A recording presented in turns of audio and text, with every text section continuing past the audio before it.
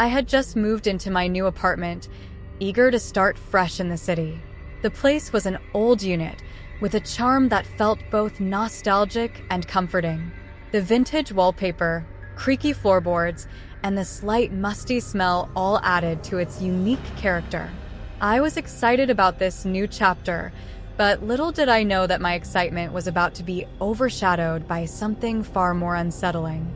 During the move, I was busy unpacking boxes and arranging my belongings. In the midst of the chaos, I opened one of the old cabinets in the kitchen and stumbled upon something unexpected. It was an old wall clock, its surface coated in a thick layer of dust. The clock had an ornate frame and looked like something out of a forgotten era. Its presence seemed out of place among my modern belongings, but there was something oddly intriguing about it. Curiosity got the better of me. Despite its dusty appearance and the unsettling feeling it gave me, I decided to keep it. I figured it added a touch of character to the apartment, and I could always clean it up later. I hung it on the wall in the living room, trying to ignore the way it seemed to watch me with its lifeless eyes. For the first few days, everything seemed normal. The clock ticked steadily, its hands moving as they should. But then, things started to get strange. I began to notice that the clock was displaying times that didn't make sense. It would show minutes past midnight in the middle of the day, or suddenly jump hours ahead without any apparent reason. I found it in different places around the apartment, even though I was sure I had left it in the living room. It was as if the clock had a mind of its own, and its behavior left me feeling increasingly unsettled. Terrifying events and paranormal happenings. It didn't take long for the unsettling nature of the clock to escalate. At first, I tried to brush off the oddities as mere quirks of an old timepiece. But the longer I lived with it, the more I realized that something was profoundly wrong. The clock didn't just move, it seemed to defy the very concept of time. I'd find it showing minutes past midnight in broad daylight, its hands frozen on impossible hours. The ticking sound, which once had been a comforting background noise, started becoming erratic and unnerving. I'd hear it in the dead of night when the room was completely silent, even though the clock itself was motionless on the wall. The sound seemed to pulse with a rhythm that wasn't quite right, as if it were mocking the stillness of the night. As if that weren't enough, I began to experience disturbing visions and eerie whispers. The clock seemed to come alive in my dreams, each night bringing a new level of horror. I'd see a shadowy figure lingering near the clock, its features indistinguishable but exuding a malevolent presence. The whispers, barely audible at first, grew louder and more insistent, as though they were trying to communicate something sinister through the ticking of the clock. The line between dream and reality blurred as my nights grew more plagued by nightmares. I'd wake up in a cold sweat, heart racing, convinced that the shadowy figure was still lurking in the room. During the day, the effects were no less disturbing. Objects in my apartment began to move on their own. Books would fall from shelves, chairs would creak as if someone was sitting in them, and doors would open by themselves with a slow, ominous creak. Each occurrence heightened my sense of dread. It felt as though the apartment itself was alive, and the clock was its heart, beating with a rhythm that was both alien and terrifying. The constant fear and anxiety began to take a toll on my mental state. I could hardly sleep, and every little sound seemed amplified in the silence of my apartment. The clock had become an anchor for something far more sinister, and I was trapped in its grasp, unable to escape the growing nightmare that seemed to follow me every waking climax and aftermath. Desperation drove me to dig deeper into the clock's origins. I needed answers, and I needed them fast.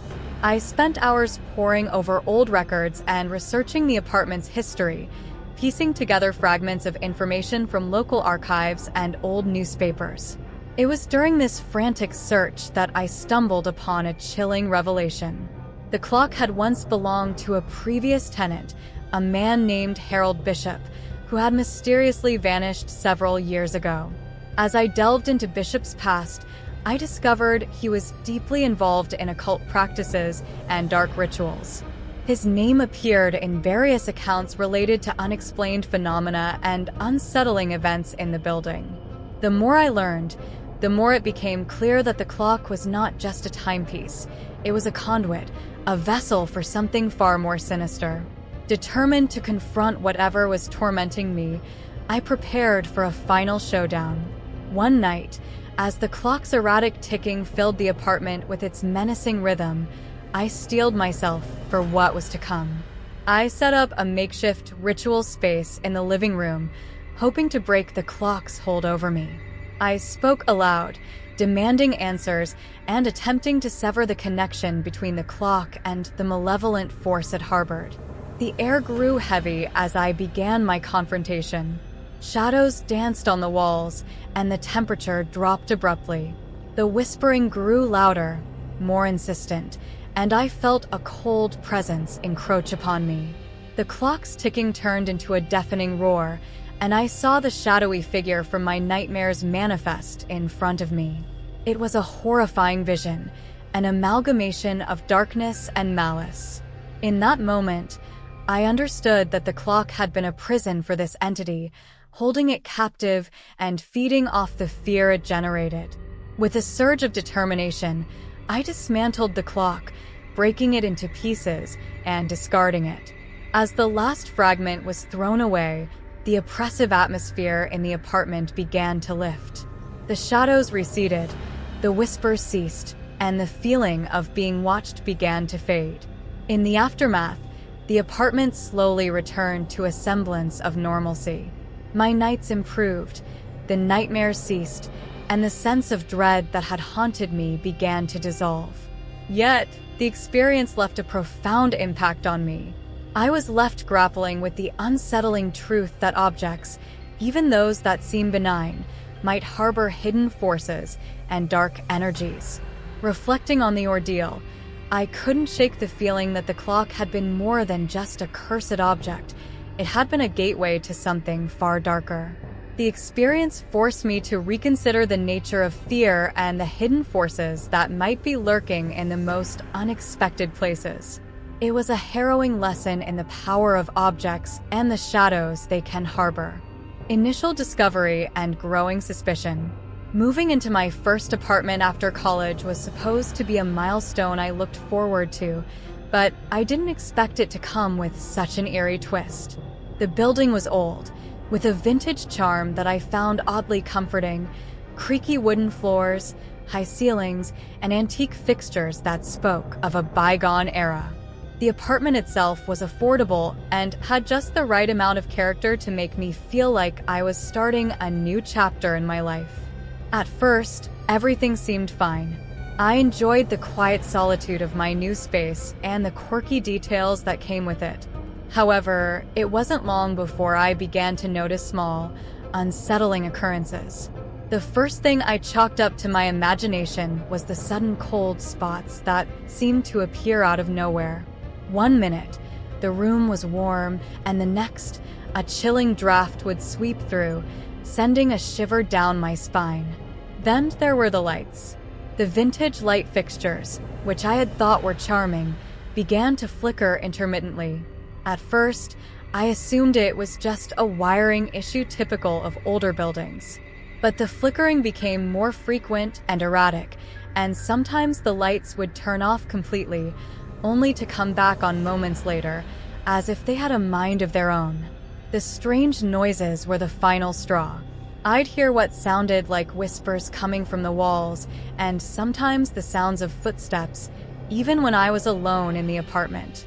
I would pause, holding my breath, but when I investigated, there was never anyone there. As these incidents continued, I started talking to my neighbors, hoping to get some insight. It was then that I began to hear unsettling stories about the apartment. Apparently, I wasn't the first to experience these odd occurrences. Previous tenants had reported similar disturbances, cold spots, flickering lights, and whispers from the walls. Yet, despite these reports, no one seemed to know the full story behind them. The true nature of the disturbances remained a mystery, cloaked in whispers and half-forgotten tales. The more I learned, the more I felt a growing sense of unease.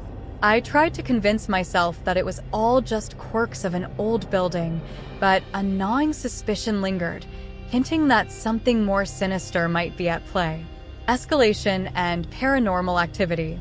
As the days went by, the disturbances in my apartment escalated from minor annoyances to full-blown hauntings. What started as cold spots and flickering lights turned into something far more terrifying. Doors began to slam shut on their own with a force that shook the frames. I'd find objects, books, vases, even furniture, moved from their places, often in patterns that seemed deliberately unsettling.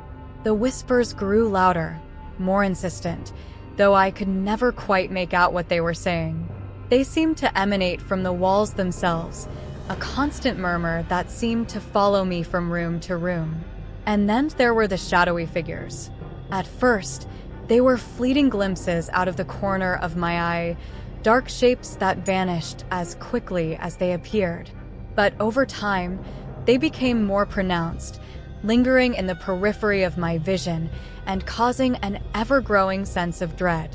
The oppressive presence in the apartment became almost tangible. It was as if something, or someone, was watching me constantly, following my every move.